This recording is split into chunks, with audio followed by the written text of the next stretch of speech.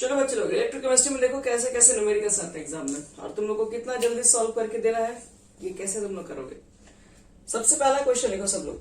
आज हम लोग 4-5 क्वेश्चन नए नए डिजाइन के करेंगे, जिसके बाद आपके पास बुक में जितने क्वेश्चन होंगे सब बन जाएंगे।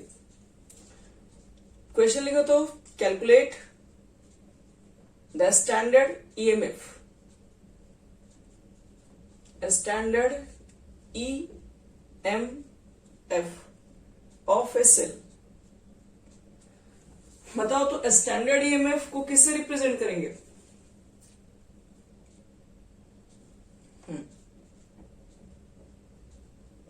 ई नॉट सेल। तुमको कुल लेते कि ई नॉट सेल निकालना है। किसका निकालना है? तो एक रिएक्शन है, आपको बता रहा हूं। ये Zn है, 2Ag प्लस है, इधर Zn2 प्लस है, और यहां पर भी 2Ag है, और कुछ गिवन चीजें दी हुई है। ई नॉट Zn2 प्लस, और जिसकी वैल्यू हमारे पास है 0.76 volt, and E not Ag plus, इसकी वैल्यू है -0.80 वोल्ट। और इसके लिए हमें क्या निकालना है? इस क्वेश्चन के लिए हमें कैलकुलेट करना है ईएमएफ सेल। देखो कैसे निकालेंगे, थोड़ा इसको ध्यान समझने निकल जाएगा। पहले बताओ कि तुम लोग ईएमएफ सेल इक्वल टू होता क्या है?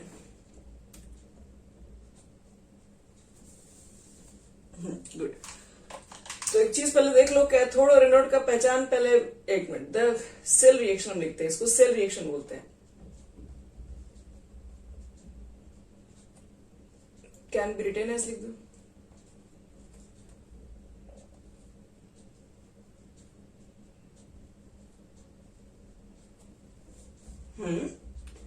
यहां देखो तो इस रिएक्शन में ऑक्सीडेशन किसका हो रहा है? और ऑक्सीडेशन किस इलेक्ट्रोड पे होता है? कैथोड पर या एनोड पे? और एनोड को कहां लिखते हैं? लेफ्ट हैंड साइड या राइट हैंड साइड? तो लेफ्ट तो तुम्हारा ये है। अगर भूल जाओ लेफ्ट राइट तो अपना हाथ रख दो, जिस हाथ से खाना नहीं खाते हो वो तुम्हारा लेफ्ट हैंड साइड है। चलिए तो इधर रखिए जिंक को, ये Zn है, और Zn किस में कन्वर्ट हो रहा है? Zn2 प्लस में। सॉल्ट ब्रिज Ag प्लस किस में कन्वर्ट हो रहा है? Ag में। क्या लगता है? ई नॉट सेल लिखना है तुमको, कहोगे ई कैथोड माइनस ई एनोड। तो स्टैंडर्ड है तो सब में स्टैंडर्ड कंडीशन होना चाहिए। कैथोड पर Ag है, और यहां पर क्या लिखते हैं? रिडक्शन पोटेंशियल लिखते हैं। रिडक्शन पोटेंशियल में क्या होता है? Ag प्लस पहले होगा और Ag बाद में, तभी तो रिडक्शन होगा ना इसका। और यहां पर रिडक्शन पोटेंशियल किसका लिखते हैं? जिंक का। तो Zn2 प्लस से Zn। बताओ तो दोनों का वैल्यू दिया हुआ है। ई नॉट Ag प्लस Ag का वैल्यू कितना है बताओ? चेक करो यहां पे, प्लस की माइनस? यही तो असली है, प्लस में कि माइनस में। जरा आप भी सोचिए, पहले समझाए थे हम। जो लिखा हुआ डायरेक्ट नहीं पुट करना है, पहले देखना है। यहाँ पर है रिडक्शन है, Ag प्लस से Ag का वैल्यू, और ये जो गिवन है क्या रिडक्शन है? Ag से Ag प्लस। चार्ज बढ़ गया कि नहीं? 0 से +1 में हो गया, तो 0 से तो बढ़ गया, तो ऑक्सीडेशन से होता है, रिडक्शन थोड़ी ना होता है। तो ये जो तुम्हारे पास गिवन है ये तो ऑक्सीडेशन है। अब इसको बताओ रिडक्शन में चेंज करने के लिए क्या करना पड़ता है? तो साइन चेंज करेंगे तो क्या हो जाएगा? 0.80। चलो इसका वैल्यू बताओ कितना दिया हुआ है?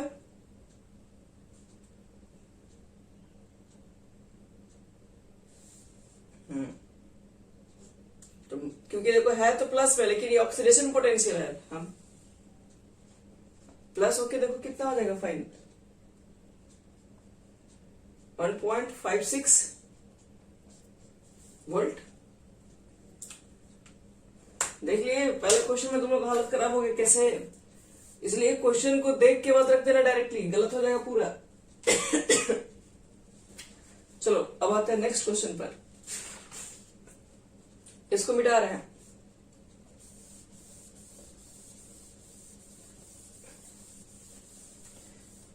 अगला क्वेश्चन हो सकता है इससे भी ज्यादा खतरनाक हो। कह रहा है आपसे क्वेश्चन में निकालने के लिए गया।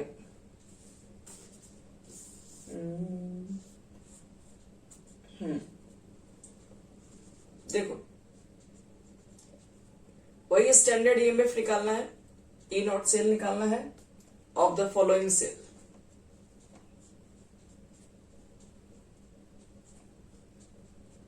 अब देखो कैसे निकालेंगे। ये आपके पास Ag टू Ag प्लस, जिसका 1 मोलर कॉन्सेंट्रेशन दिया हुआ है, सॉल्ट ब्रिज है। Cu2 plus 1 molar concentration Cu, और इसका ईएमएफ सेल यही बगल में इसके लिखा हुआ है, कितना है तो -0.46। और देखो क्या कह रहा है, Zn to Zn plus 1 molar concentration salt bridge, Cu2 plus 1 molar concentration से Cu, और इस क्वेश्चन के लिए भी ई नोट सेल का मान दिया हुआ है 1.40 वोल्ट। ऊपर है 0.46, नीचे 1.40 नहीं है, 1.10 है। हाँ, ये चीजें आपके पास दी हुई है, तो फिर निकालना क्या है, तो कैलकुलेट 1.10 सेकेंड में बच्चे लोग 1.10, ध्यान से देखो। अब बढ़ो, निकालना क्या है, फिर कैलकुलेट करो। क्या कैलकुलेट करना है, तो Zn2 plus 1 molar salt bridge Ag plus 1 molar से Ag। पूछ रहा है इसमें कितना ई सेल निकलेगा, इसका बताइए आप लोग वैल्यू। ये गिवन है, ये गिवन है, और नीचे वाला में कितना लग रहा है ये पता करता है। क्या लगता है, कैसे निकालोगे? ये तो हार्ड क्वेश्चन हो गया। हार्ड क्वेश्चन को कैसे बनाओगे? ई नॉट सेल है, एक मिनट, आवाज बड़ा कम आ रहा था।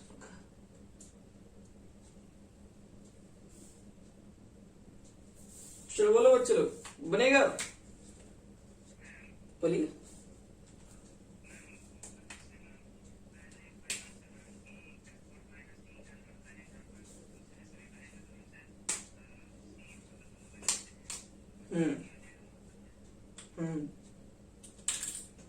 शायद लग रहा है, शायद सही बोल रहे हो। क्या बच्चे लोग शायद वाला पे बना देंगे तो कुछ और मेथड लगाया जाए। कुछ और मेथड नहीं है, वही है। आओ यहाँ लिखो, पहले वाले से ई सेल निकालो।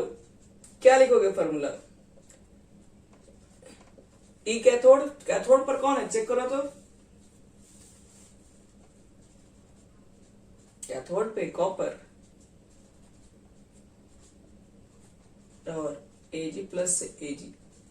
चलिए कैथोड वाला लिख दिया, वैल्यू भी पुट कर दो बगल में, इधर ही लिख दे रहे हैं -0.46। थोड़ा कंजस्टेड एरिया है, छोटा छोटा लिखना पड़ेगा। 0.46 वोल्ट। अब देखो सेकेंड केस वाला के लिए इसे निकालो।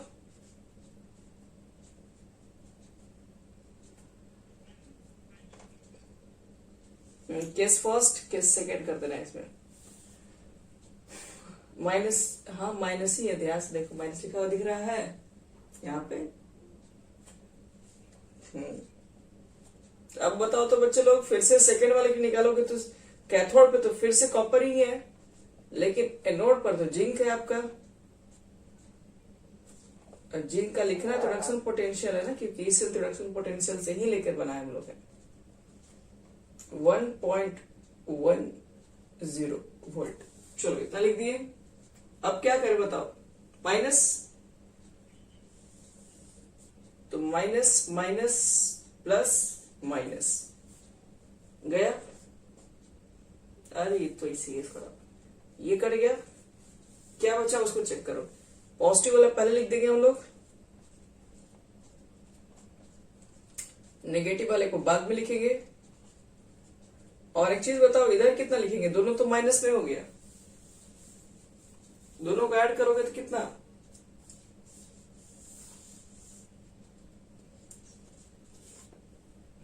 तो कुल कितना हो जाएगा? 1.10 में 1.56 हो जाएगा लग रहा है। तो तुम लोग को यही क्या निकालना था? चेक करो तो एक बार। इसके लिए ई नॉट निकालोगे तो क्या लिखोगे? E cathode minus C naught. Cathode पे कौन है इसमें? तो एजी तो पहले आ जाएगा ना। इसके लिए जो तुमको कैलकुलेट करना है उसमें एजी तो पहले होगा, जिंक बाद में होगा, और हम लोग निकाल दिए इसका जस्ट अपोजिट। तो सीधा करने के लिए अब क्या किया जाए? माइनस कॉमन ले लीजिए, और क्या, और बड़ी बात है। माइनस कॉमन लो, इसको पहले लिख दो, माइनस वाला प्लस हो जाएगा और ये प्लस वाला हो जाएगा माइनस, और इतना माइनस है कि कट जाएगा दोनों तरफ। सॉरी, माइनस काटना है, नंबर नहीं। तो देखो तो आ गया कि नहीं? यही ना तुम लोग को चाहिए ईएमएफ सेल में, ई कैथोड और माइनस ई एनोड। 1.56 वोल्ट। चलो हो गया। चलिए इसको मिटा रहे हैं हम। तो ऐसे भी क्वेश्चन बच्चे लोग दिखाई दे सकते हैं जिसमें आपको बस थोड़ा सा दिमाग लगाना है, क्वेश्चन बन जाएगा। चलो एक और नए डिजाइन के क्वेश्चन को और देखते हैं,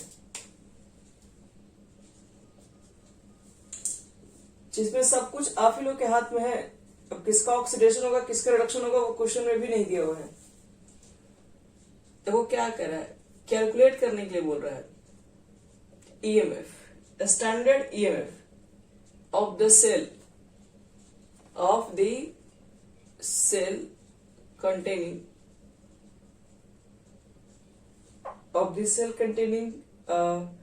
chromium and cadmium electrode.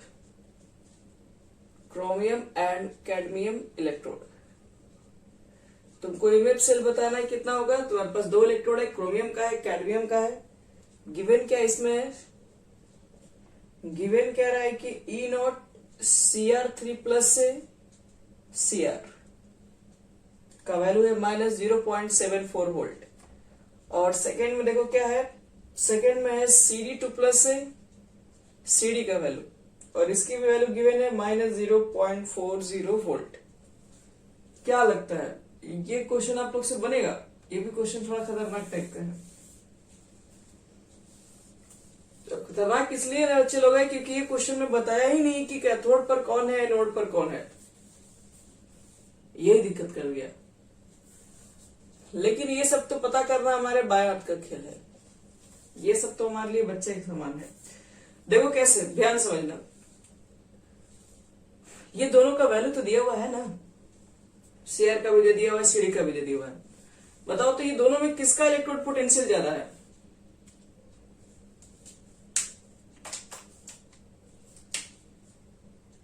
Cadmium. अब मुझे एक चीज तुम लोग और बताओ, ये किसका वैल्यू दिया? रिडक्शन पोटेंशियल है कि दोनों ऑक्सीडेशन पोटेंशियल है?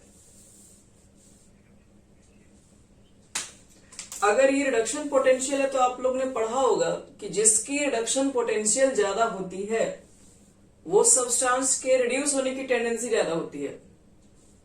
यही बताए थे, जिसका रिडक्शन पोटेंशियल ज्यादा होगा वो सब्सटेंस पहले रिड्यूस होगा। तो दोनों में पहले रिड्यूस कौन होगा?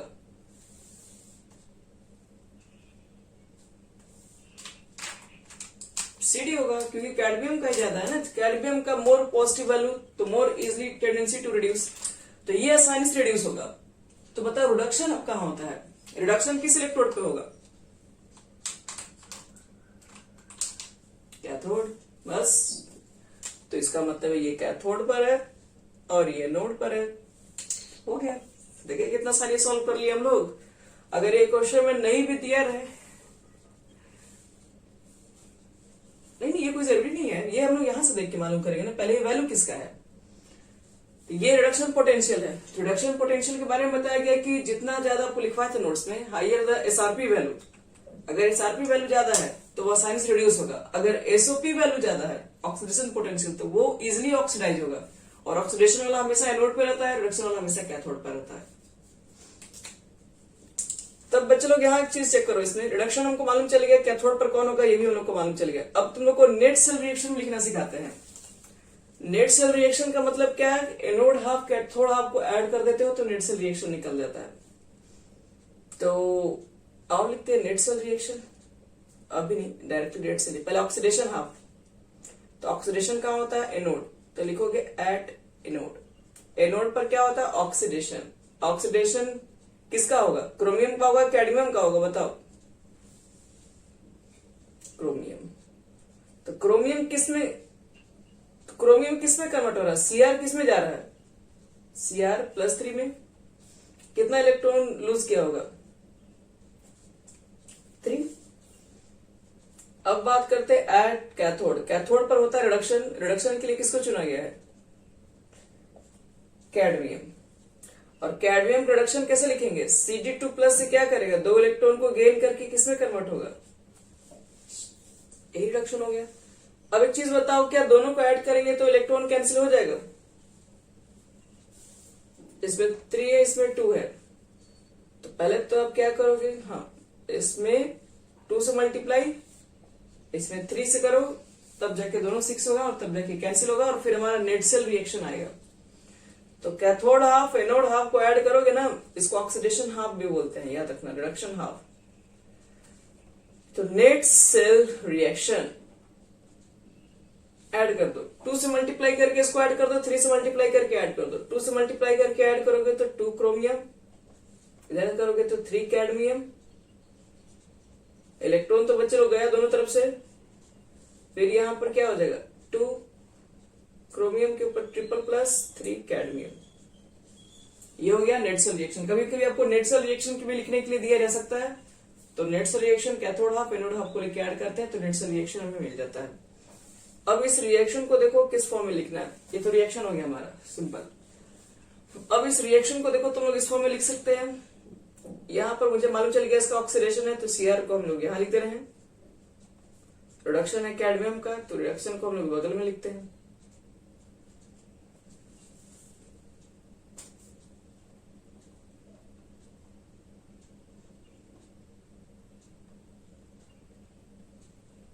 चलो अब देखो तो अब इसके बाद तुम लोग इससे तो निकाल दोगे ना, EMF सेल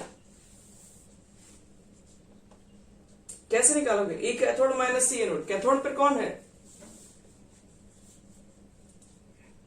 और इतना कैलियम, कैथोड पे कैडमियम। और ये भी ध्यान दीजिए, इतना टाइम नहीं लगना चाहिए, ये हमेशा एनोड बता रहे हैं कैथोड बता रहे हैं, इधर वाला हमेशा कैथोड होता है। तो ये हो गया -0.40 में माइनस कर देंगे कितना, -0.74, और बाकी अब जो भी आएगा आपका यही आंसर होगा। अब देख लो कितना आएगा तुम लोग।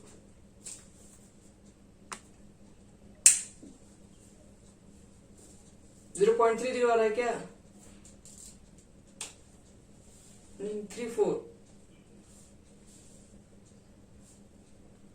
1 तो बच्चे नहीं आएगा, माइनस माइनस प्लस हो जाएगा, तो प्लस में से माइनस करेंगे तो 4 होगा।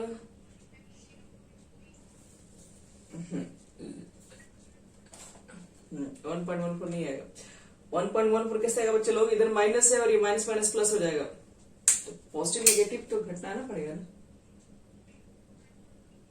इतना ही आएगा जो लिखे हम, इससे बाहर नहीं आएगा। इसके बाद वाला कुछ भी आ रहा है तो ये तुम लोग का गलत होगा, ध्यान रखना।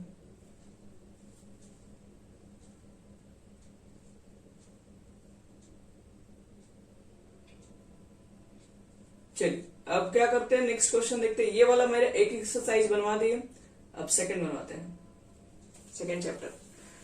उसके बाद जितने क्वेश्चंस देंगे बैठ के सबको ट्राई करना है इस चैप्टर का, क्योंकि ये चैप्टर का हमारा लास्ट है ये सब।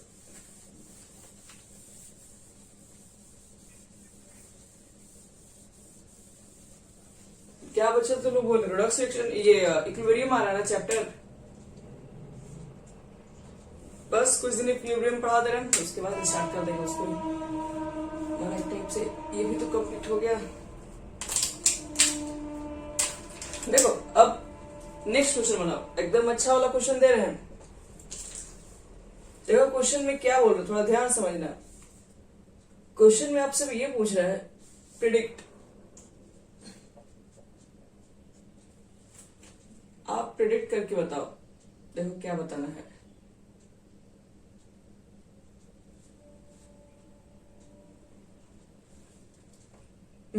Predict weather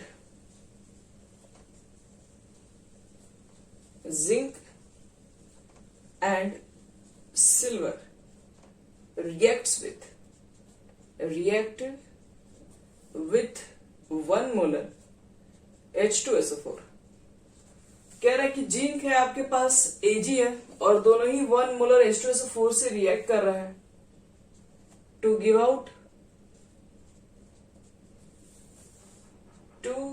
out hydrogen gas or not, H2 gas or not.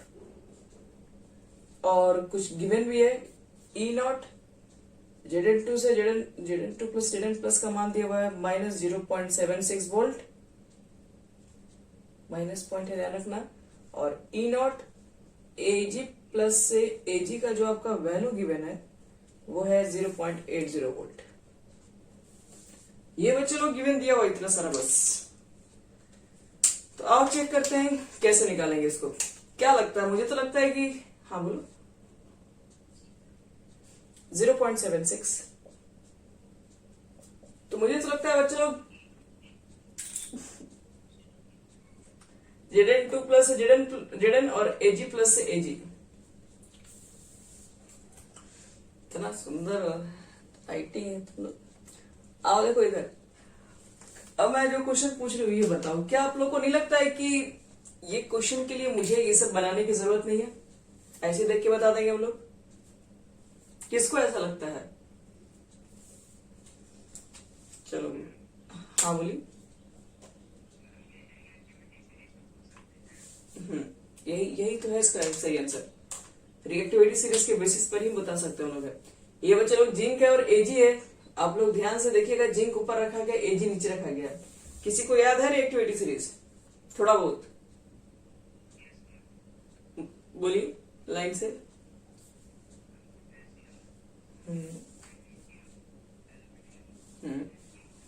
ठीक है, वेरी गुड।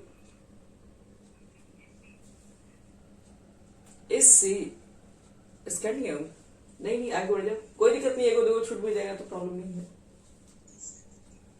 अच्छा एसएन होता है, टीन हो जाएगा। तो आगे को टिक लग रहा बुला रहे हो? नहीं, फॉस्फोरस तो नॉन मेटल होते हैं। कौन सा टिक था? एल्यूमिनियम। वही था ना, प्लीज स्टॉप कॉलिंग मी वाला। ऐसे ही बच्चों लोग उसको याद किया जाता है। खैर सब छोड़ो सब, लेकिन वो भी याद रखोगे ना तो थोड़ा तुम्हारा काम आसान हो जाएगा। बताए थे एक बार, याद करो तुम लोग, शायद भूल गए हो लग रहा है। Please stop calling me A zebra, I like her calling smart good, smart good. ये सब जानवरों की भाषा है, देखो ध्यान से। प्लीज का मतलब है पोटेशियम, स्टॉप का मतलब है सोडियम, स्केरियम किस लिए सोडियम, और कॉलिंग का मतलब कैल्शियम, मी मतलब मैग्नीशियम, ए मतलब एल्यूमिनियम, जेब्रा का मतलब हो गया जिंक, आई मतलब आयरन, लाइक का मतलब लिथियम, हर का मतलब हाइड्रोजन, कॉलिंग का मतलब कॉपर, स्मार्ट मतलब सिल्वर, गोल्ड मतलब सॉरी गोट मतलब गोल्ड। तो आई की जगह पर एफ होना चाहिए। अरे कहां पे? कैल्शियम का मैग्नीशियम, एल्यूमिनियम, देखो ऐसे याद रहेगा, बाकी वैसे तो हमको भी नहीं याद है लाइन से। Please stop calling me cute zebra, I like her, cute हटा दिया गया है, खैर पता नहीं इसी से क्या था। और I like her calling A smart God, मतलब जेबरा को फोन करने के लिए मना किया जा रहा है और बकरी को फोन किया जा रहा है, बकरी को फोन करना पसंद किया जा रहा है। तो ध्यान देना इसमें, ये हमारा ट्रिक है। तो हम लोग देख के बता नहीं सकते, देखो जिंक कहां पर है, जिंक यहाँ पर है और एजी नीचे है और बीच में तुम्हारे पास हाइड्रोजन है। रिएक्शन कराओगे हाइड्रोजन के साथ तो कौन डिस्प्लेस करेगा? तो जेडन तो ज्यादा रिएक्टिव हाइड्रोजन से, सल्फ्यूरिक एसिड में से एच को डिस्प्लेस कर देगा आसानी से, लेकिन ये जो सिल्वर देख रहे हो ये तो लेस रिएक्टिव है तो हाइड्रोजन को डिस्प्लेस नहीं करेगा। तो मुझे समझ में आ रहा है कि इसके केस में क्या होगा, रिएक्शन नहीं होगा, इस केस में हाइड्रोजन गैस बाहर नहीं निकलेगा। लेकिन ये तो हो गया इस तरह से, हम लोग को बना के बताइए। तो आओ चेक करते हैं। चलो पहला कंडीशन, केस फर्स्ट। यहां देखो तो अगर मैंने जेडन लिया और H2SO4 से रिएक्शन किया, हम मान लेते हैं रिएक्शन हो गया। तो रिएक्शन हो गया तो क्या बनेगा, ZnSO4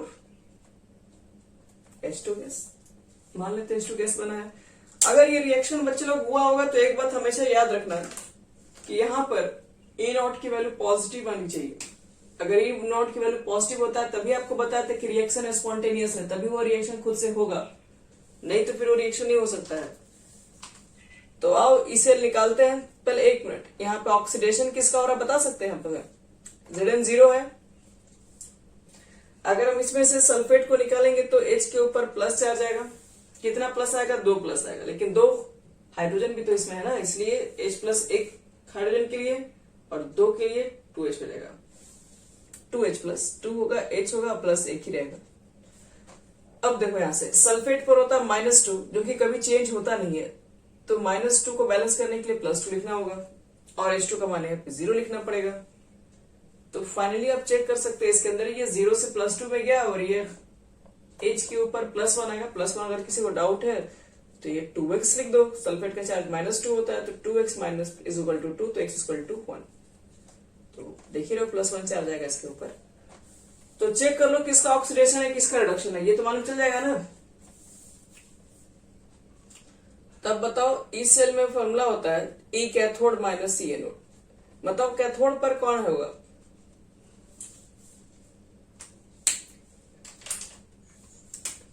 तो रिडक्शन वाला चीज होता है, रिडक्शन हो रहा है हाइड्रोजन का, तो हाइड्रोजन रिडक्शन वाला वैल्यू लिख दीजिए।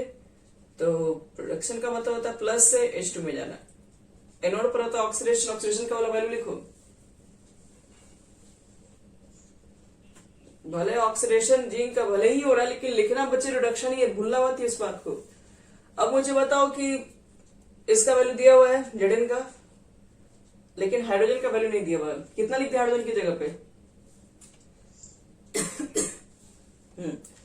इसको देने की क्या जरूरत है, बचपन में सिखाया गया, हमेशा बताया गया कि इसी को तो मान के चला गया 0, इसी के सारा निकाला गया है। यानी 0 नहीं होता तो आज हम लोग का वैल्यू सबका मालूम भी नहीं होता। तो इसकी जगह पर चुपचाप 0 पुट कर दो। ये नहीं भी दिया रहेगा तो इसको तो याद ही करना है। जिंक वाला आपके पास है -0.76 और ये माइनस माइनस हो जाएगा प्लस, यानी कि 0.76 वोल्ट हो गया। और E0 सेल अगर पॉजिटिव होगा तो रिएक्शन प्रोसीड करेगा, और अगर दोनों के बीच में रिएक्शन होगा तो हाइड्रोजन गैस निकलेगा। पूछिए अब क्या पूछना है।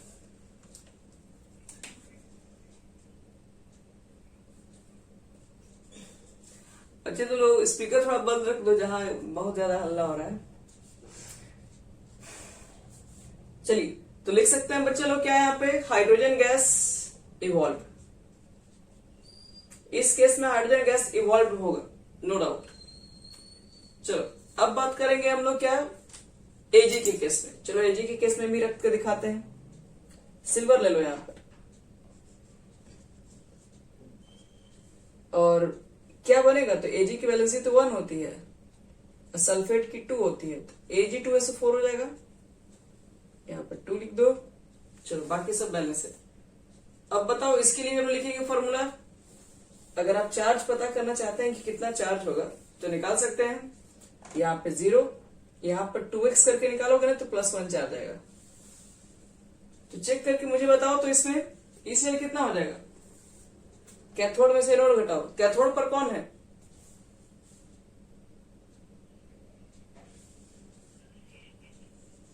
अच्छा कैथोड पर हाइड्रोजन है, प्लस से जीरो में चला गया। और एनोड पर कौन है? ऑक्सीडेशन वाला Ag, लेकिन लिखना तो रिडक्शन पोटेंशियल ही है। चलो सबका वैल्यू बताओ। हाइड्रोजन का वैल्यू कितना है और एल्यूमिनियम का?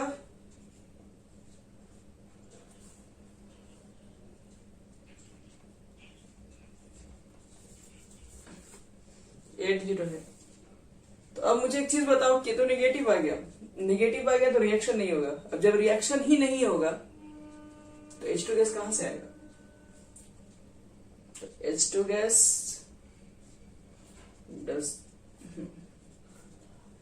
बस यही तो मैं मालूम कर रहा था, किस गैस में किस कंडीशन में इवॉल्व होगा, किस कंडीशन में नहीं इवॉल्व होगा। तो ये सब चीजें हम लोग कर चुके हैं और ये सब चीजें कंप्लीट भी हमारा हो गया। अब चलो आगे बढ़ते हैं। इसके बाद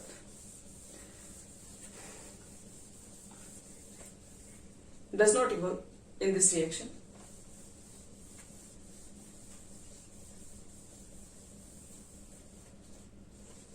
चलो बच्चों, कुछ क्वेश्चंस और जो कि अभी तक इससे हटके होगा, इस टॉपिक से हटके। ये तो हो गया, आपको 2 टॉपिक देंगे इससे आज न्यूमेरिकल्स बनाने के लिए। आज आपको सब बैठ के बनाना है कुछ क्वेश्चन और